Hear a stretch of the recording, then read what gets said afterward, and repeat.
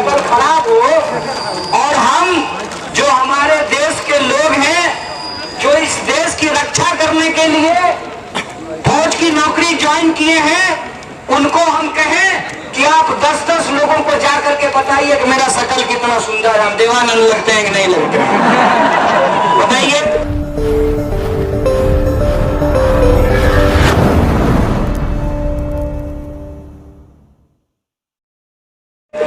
बिहार में कहावत है, नहाया हुआ देह और खाया हुआ देह नहीं छुपता है। देसी खा लेंगे तो पेट निकल जाएगा ना, और नहा लेंगे तो साफ दिखेंगे। तो जो लोग गंदे हैं उनको कितना भी चमका ले, उनकी शकल चमकने वाली नहीं है। उनके चेहरे पे इस देश में आम इंसान का खून बहाने का दाग है, जो दाग वो छुपाने की कोशिश करते हैं। इसीलिए मैं आप तमाम लोगों से अपील करने के लिए आया हूं कि जब चुनाव हो रहा है, इस देश की जमहूरियत ने हमको ये अधिकार दिया है, हमको ये अधिकार दिया है कि हेलीकॉप्टर पे जो चढ़ने वाला है और जो साइकिल पे चलने वाला है उसका वोट बराबर होता है।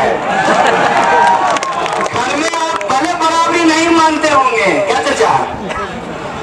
थोड़ा थोड़ा कर देते होंगे ना लड़का सबको, चुप रहो, तुमको ज्यादा बुद्धि थोड़ी है। लेकिन जानते हैं 18 बरस अगर हमारा उम्र हो गया है, 80 बरस आपका उम्र हो गया है, हमारा और आपका वोट बराबर ही होता है। महिला हो या पुरुष हो, काला हो या गोरा हो, लंबा हो या नाटा हो, अमीर हो या गरीब हो, सबका वोट बराबर होता है। ये जमहूरियत की ताकत है। देश में धर्म के आधार पर राजनीति नहीं हो, बल्कि देश के लोगों के जो सवाल हैं, रोजी रोटी, कपड़ा, मकान, शिक्षा, स्वास्थ्य, सड़क, बिजली, पानी, और आप तमाम लोगों के आत्मसम्मान पे अगर आप वोट करना चाहते हैं तो अपना एक एक वोट गिन करके दीजिए। वैसे ही जैसे आईपीएल के मैच में एक एक रन बड़ा वैल्यू करता है, अगर एक एक रन बराबर हो जाए तो सुपर ओवर में मैच चला जाता है ना, फिर सुपर ओवर से फैसला होता है। देश में जमहूरियत में सरकार चुनने का अधिकार सिर्फ और सिर्फ देश की जनता के पास है। इसीलिए मैं आप तमाम आम आवाम से अपील करने के लिए आया हूं कि आपका सच आप जानते हैं, हमसे बेहतर जानते हैं। आप जानते हैं कि आपके मुद्दे क्या हैं। अगर आप अपने मुद्दों पे सरकार चुनना चाहते हैं तो अपने वोट का बंटवारा नहीं कीजिए, एक मुश्त होकर के वोट कीजिए और समाज को बांटने वाली शक्तियों को छठी का दूध याद करा दीजिए। यही मैं आपसे अपील, आप ऐसा करते हैं उसका एक संदेशा पूरे देश में जाएगा। पूरे देश के लोग जो इस गांधी और गोडसे की लड़ाई में गांधी के साथ खड़े हैं, जो चाहते हैं कि इतिहास को जिस तरीके से गलत तरीके से तोड़ मरोड़ करके पेश किया जा रहा है, उस इतिहास को हम सही तरीके से सेलिब्रेट कर सकें। आप बताइए, नौजवान सब खड़ा है, एसएससी का तैयारी करते हो? देश के पहले शिक्षा मंत्री कौन थे? देश के पहले शिक्षा मंत्री मौलाना अबुल कलाम आजाद थे।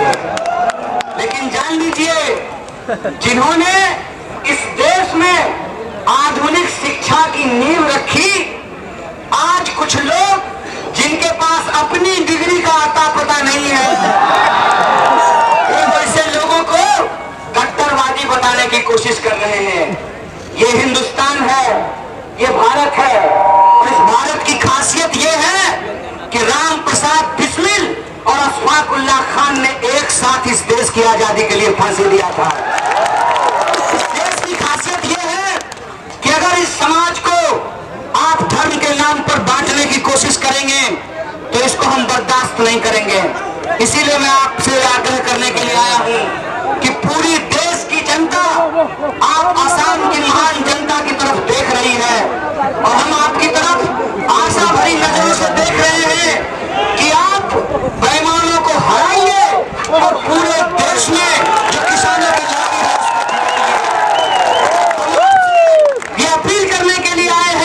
कि आप देश बेचने वालों को हराइए और देश बचाने वालों को जिताइए। ये अपील हम आपसे करने के लिए आए हैं। हम आपसे ये अपील करने के लिए आए हैं कि आपके जो अपने सवाल हैं कि पेपर मिल क्यों नहीं चालू हुआ, एम्स क्यों नहीं बने, IIT क्यों नहीं बना, हमारे राज्य में फैक्ट्रियां क्यों नहीं आई, पलायन क्यों नहीं रुका, इन सवालों पर आप वोट कीजिए। क्योंकि भाजपा जैसी दो मुही पार्टी आज तक हमने नहीं देखी है। लेज का पैकेट देखे, हवा भरा रहता है उसमें, और जब उसको फाड़िएगा तो 4 दाना चिप्स होता है। यही है भाजपा। ऊपर से आपको बड़ा बढ़िया लगेगा, अंदर जब फाड़ करके देखिएगा ना तो 4 दाना चिप्स मिलेगा। कहते हैं कि प्रधानमंत्री किसके लिए चुराएंगे? प्रधानमंत्री अमित शाह के बेटा के लिए चुराएंगे, भतीजा के लिए, भतीजा के लिए चुराएंगे। पूछिए कैसे? कहते हैं कि SSC का एग्जाम टाइम पे नहीं हो सकता है। बागुरु, SSC का एग्जाम टाइम पे नहीं हो सकता है, लेकिन IPL साल में 2 बार हो सकता है। अभी देखे थे पूना में मैच हो रहा था, इंग्लैंड और इंडिया का, दर्शक नहीं था, बॉलिंग बैटिंग हो रहा था। क्यों? और उस BCCI का सेक्रेटरी कौन है? देवी शाह, जैसा उसको प्यार से हम लोग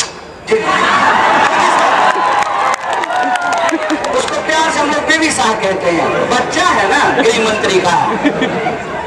वो BCCI का सेक्रेटरी कैसे बना है? कौन एग्जाम पास दिया किया है? क्या मेरिट है उसका? कौन सा कंपटीशन दिया है? यही ना कि उसके बाबूजी के ऊपर तरीपार होने का आरोप लगा था। यही मेरिट है, यही मेरिट है ना उसका। और इस देश के आम नौजवान जो 18 घंटा मेहनत करके अपनी पढ़ाई करते हैं, आप उसकी बहाली रोक दिए हैं, आप वैकेंसियां बंद कर दिए हैं, और आप एक एक करके अगर सरकारी संस्थानों को बेच देंगे तो बताइए आपको सरकारी नौकरी कहां मिलेगा? कहां मिलेगा सरकारी नौकरी? कहां मिलेगा? इस सवाल को जो पूछने वाले लोग हैं उनको पकड़ करके जेलों में भर देते हैं। इनको क्या लगता है जेल में बंद करके रख देंगे तो हम सवाल पूछना बंद कर देंगे? ए साहब, अपने दिमाग में डाल लीजिए, जब तक जेल में चना रहेगा आना जाना लगा। ये घबराहट हमको नहीं है, क्योंकि हमको पता है कि ये देश मुट्ठी भर लोगों का देश नहीं है। ये देश, इस देश में रहने वाले 135 करोड़ लोगों का देश है, और 130 देश में रहने वाले जो 135 करोड़ लोग हैं उनके रोजी रोटी हक और अधिकार के लिए बात करना ये हमारी जिम्मेवारी है। क्योंकि हमने देश का नमक खाया है, हमने आपके टैक्स के पैसे से पढ़ाई की है, इसीलिए हमारी ये जिम्मेवारी है कि देश को जो लूटने वाले लोग हैं उनका पर्दाफाश करेंगे और उनके खिलाफ सच्चाई कहते हैं। किसके लिए चुराएंगे? मोदी जी ब्याह नहीं किए हैं। अभी इतना लोग आप मंच पर बैठे हुए हैं, जो लोग ब्याह कर लेता है सब चोर हो जाता है। बोलिए, कोई भाजपा वाला बोले ना कि मोदी जी किसके लिए चुराएंगे, मोदी जी ब्याह नहीं किए हैं, तो उसको कहिएगा सुनो, तुम्हारा माँ बाप भी ब्याह किया तो तुम्हारा बाप चोर है। शादीशुदा लोग चोर होता है? ये कैसी बात है भाई? मोदी जी ब्याह नहीं किया है तो चोरी किसके लिए करेंगे? अरे मोदी जी उसके लिए चोरी करेंगे जिसका दरबानी करते हैं, उसके लिए चोरी करेंगे। और हम आपको बताते हैं कि कैसे चोरी हो रहा है। कहते हैं नया विश्वविद्यालय खोलने के लिए पैसा नहीं है, कहते हैं नया अस्पताल खोलने के लिए पैसा नहीं है, और 8,500 करोड़ का हवाई जहाज लाने के लिए पैसा है। कहां से आया है 8,500 करोड़ का हवाई जहाज? हमारे और आपके टैक्स के पैसे से आया है।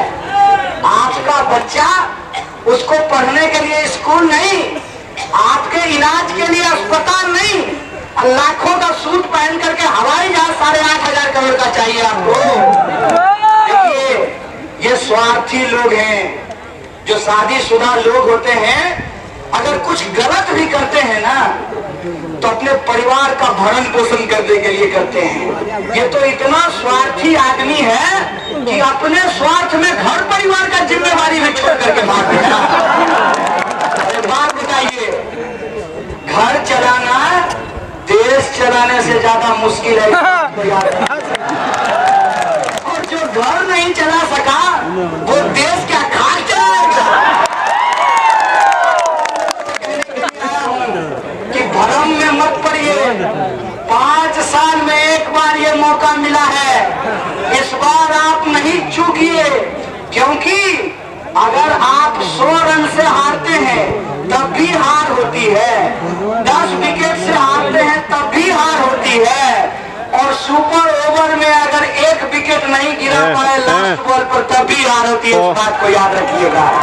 इसीलिए जीत, हमारी जीत इस बात में है कि इस देश का संविधान जीते, हमारी जीत इस बात में है कि इस देश का किसान जीते, हमारी जीत इस बात में है कि इस देश का नौजवान जीते, हमारी जीत इस बात में है कि इस देश का मजदूर जीते, तभी हिंदुस्तान जीतेगा।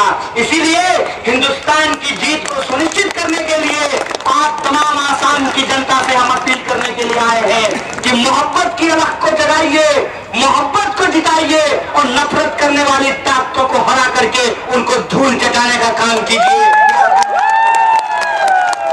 आया हूं कि मैं एक नौजवान हूं, हमने अपनी पीएचडी की है, हम भी चाहे तो किसी अच्छी जगह नौकरी लेकर के बहुत आराम से अपनी जिंदगी जी सकते हैं। लेकिन मैं ये सोचता हूं कि अगर यही बात महात्मा गांधी ने सोची होती, अगर यही बात शहीद आजम भगत सिंह ने सोचा होता, अगर यही बात मौलाना अबुल कलाम आजाद ने सोचा होता, यही बात अगर अशफाकुल्लाह खान ने सोची होती, तो हम आज भी अंग्रेजों की गुलामी कर रहे होते कि नहीं होते? हमारे पुरखों ने लड़ाई लड़ी थी गोरों से, हम लड़ेंगे,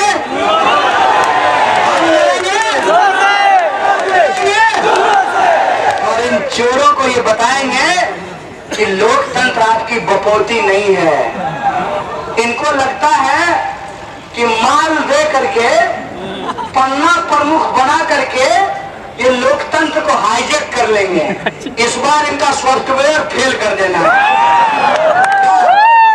इस बार इनका सॉफ्टवेयर कितना हैक कीजिएगा, इतना वोट ही दे देंगे ना कि आपका हैक करने वाला सिस्टम भी फेल कर देगा। इसीलिए हम आपसे कहते हैं, इधर उधर देखना ही नहीं है। जैसे ये वोट मांगते हैं ना, किसके लिए चुराएगा उसके नाम पे ना, वैसे ही हम लोगों को याद रखना है कि अंबानी अदानी के लिए चुराएगा। हमको ये याद रखना है कि अपने दोस्तों को इस देश की राष्ट्रीय संपत्ति कौड़ियों के दाम में बेचेगा, और यह जो देश का लूट है उसकी तरफ हमारा ध्यान ना जाए, इसीलिए हिंदू मुसलमान करके यह हमारा ध्यान भटकाएगा। इसीलिए मैं आपसे आग्रह करने के लिए आया हूं कि सुनना है एक कान से और दूसरे कान का क्या इस्तेमाल करना है। वो नफरत की बात करेंगे, वो बांटने की बात करेंगे, वो हिंदू मुसलमान करेंगे, वो मंदिर मस्जिद करेंगे। हमको क्या करना है? रोजी रोजगार, कपड़ा, मकान, शिक्षा, स्वास्थ्य, सड़क, बिजली, पानी, ये बात याद रखनी है। हमको ये याद रखना है कि सबको शिक्षा, सबको काम, मजदूर को मजदूरी, किसानों को उनके फसल का दाम, हिंदू हो या मुसलमान, सबको मिले बराबर का आत्म सम्मान। ऐसे हिंदुस्तान का हमको निर्माण करना है। इस बात को हमको याद रखना है कि ये नया नया शगुफा छोड़ते रहेंगे। जब भी चुनाव आएगा कोई ये नया शगुफा छोड़ देंगे। आप जानते हैं कि पूरे देश को इन्होंने एनआरसी और सीए के नाम पे उबाल करके रखा। आप जानते हैं कि इन्होंने कोशिश की कि कि इस देश की आम और आवाम को आपस में लड़ाया जा सके। एक बात हम आपको बता देते हैं, इनको कोई मुद्दा सॉल्व नहीं करना है। क्या कहते थे? घुसपैठियों को बांग्लादेश भेजेंगे। आज खुद ही साहब बांग्लादेश में देख लिए। इनका काम है झूठ बोलना। तो जब देश का हुक्मरान झूठ बोलने लगे तो देश की जनता को अपने दिमाग में और अपने आंख में लाई डिटेक्टर लगा लेना चाहिए कि जो ही नेता झूठ लगे, झूठ बोले कि आपका दिमाग काम करना शुरू कर दे। आप मुझे बताइए कि जो मुद्दे इन्होंने कहे थे, एक मुद्दा भी इन्होंने पूरा नहीं किया। राष्ट्रीय स्तर पर इन्होंने कहा था कि काला धन वापस आएगा। मैं आपसे पूछता हूँ, काला धन वापस आया? आपके खाते में 15 लाख पहुंचा? नौकरी मिली? किसानों की फसल दोगुनी हुई? ये तो देश का मुद्दा था। अब मैं आपसे आसाम का मुद्दा पूछता हूँ। पेपर मिल चालू हुआ? सेंट्रल यूनिवर्सिटी बनी? नया एम्स खुला? नया IIT बना? तो इनको वोट किस नाम पे दें? मुसलमानों के बीच में ये कहते हैं कि देखिए हम तो सबका साथ सबका विकास चाहते हैं, इसीलिए शाहनवाज हुसैन को मंत्री बना दिए हैं। और हिंदुओं के बीच में जाके कहते हैं देखिए वोट नहीं दीजिएगा ना तो मुसलमान सबका मन बढ़ जाएगा। तो मुसलमान को टाइट करना है कि नहीं है? बताइए।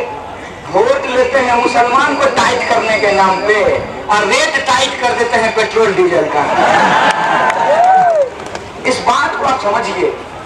यही काम 1947 से पहले अंग्रेज किया करते थे।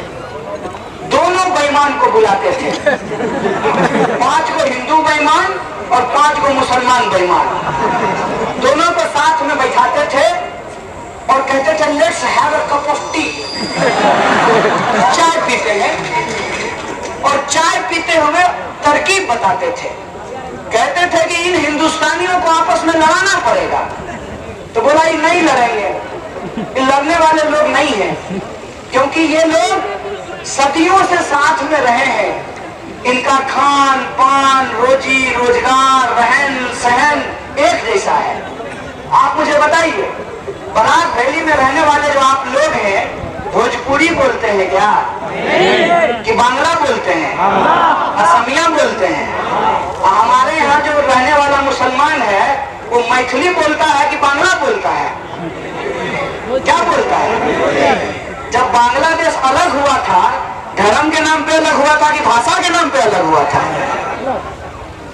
धर्म हमारी एक पहचान होती है, इसके साथ साथ बोली होती है, भाषा होती है, संस्कृति होती है, खान पान होता है।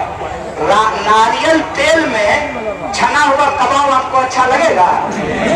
केरल के मुसलमान को अच्छा लगता है, वो भी मुसलमान है ना, उसको क्यों अच्छा लगता है? क्योंकि उसके वहां नारियल होता है। इतने तरह की हमारी पहचान होती है। हिंदुओं को भी अगर आप देखेंगे तो शिव की पूजा करने वाले होते हैं, विष्णु की पूजा करने वाले होते हैं, देवी की पूजा करने वाले होते हैं, मांस खाने वाले भी होते हैं और मांस नहीं खाने वाले भी होते हैं। हमारी पहचान इस बात में है कि हम अलग अलग आपको बाहर से देखने में लगते होंगे। आपको लगता होगा कि मेरी दाढ़ी नहीं है, आपको लगता होगा कि कोई टोपी पहना है, कोई टोपी नहीं पहना है, लेकिन हम सबके सीने में एक दिल है और वो दिल हिंदुस्तानी है जो इस देश के लिए धड़कता है। ये चाहते हैं कि इन दिलों में नफरत भर दिया जाए। सदियों से जो साथ रहने वाले लोग हैं, पड़ोसियों को आपस में बांट दिया जाए, पड़ोसियों को आपस में लड़ा दिया जाए। तो हम उनको कह देना चाहते हैं कि जब जरूरत पड़ी तो एक पंडित राम प्रसाद बिस्मिल और एक पठान अशफाकुल्लाह खान ने इस देश के लिए जान दिया।